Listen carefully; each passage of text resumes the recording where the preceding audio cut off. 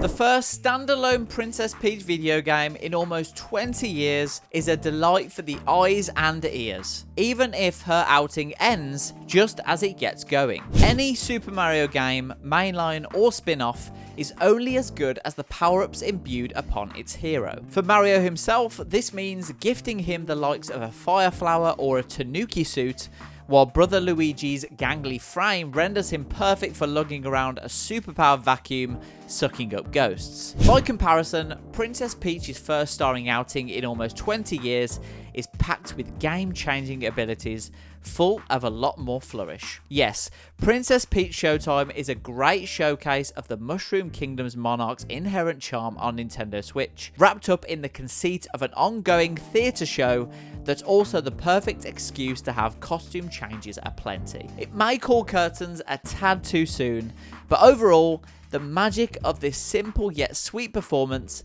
is never once dampened. Events begin innocently enough, with Princess Peach taking a trip to the Sparkle Theatre. What should be a relaxing day off from being kidnapped is quickly cut short, however, when the maniacal Madame Grape and her Sour Bunch minions trap the theatre's cutesy population of theets, cancelling every planned matinee and evening show as a result. Fortunately, what Madame Grape wasn't counting on was how such a scenario sets up Princess Peach perfectly to give her own type of performance, stepping into the shoes of multiple costumes complete with their unique stage plays and abilities to master. At first, I was disappointed that, unlike the Kirby series of action performers, Princess Peach Showtime works slightly differently in that players never have the choice about which outfits to don and when. Thankfully, my fears were quickly dispelled once I realised how making each level specific to the costume available within it allows Nintendo to explore each one's potential to its fullest. Patisserie Peach's nature to rise above the stage and squirt decoration down on the cakes below, for instance, wouldn't suit the superhero sensibilities of, say, a Mighty Peach performance. Similarly, the 3 stages for all 10 main outfits ensure there's room for the core abilities of each to be built upon, even if some of Peach's transformations are more successful at doing this than others. Every level is rendered as a stage performance authentically, with that trademark Nintendo attention to detail. Scenery will flip, turn and spin, and the more intimidating foes are portrayed as strung up marionettes. Yet while Princess Peach Showtime isn't short on spectacle in this way, as well as being short, the adventure can often feel oversimplistic. Regardless of whether you're investigating crime as Detective Peach,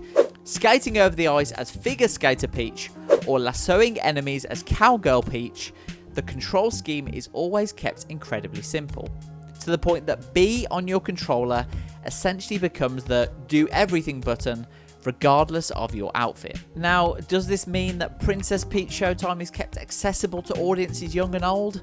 Absolutely.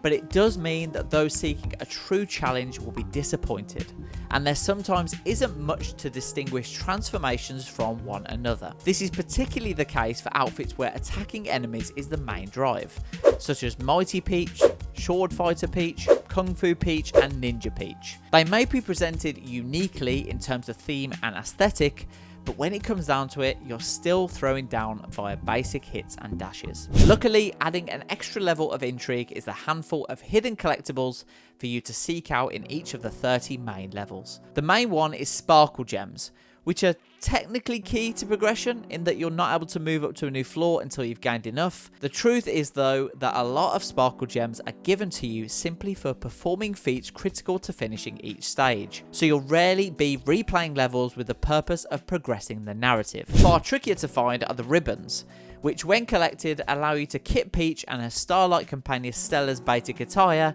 in different textures and patterns, after purchasing them from the lobby using coins you've collected. There are a few costume surprises left until the very late game, which in Princess Peach's Showtime's case isn't that late at all, but their best experience for yourself and geared more towards the game's flair for the cinematic.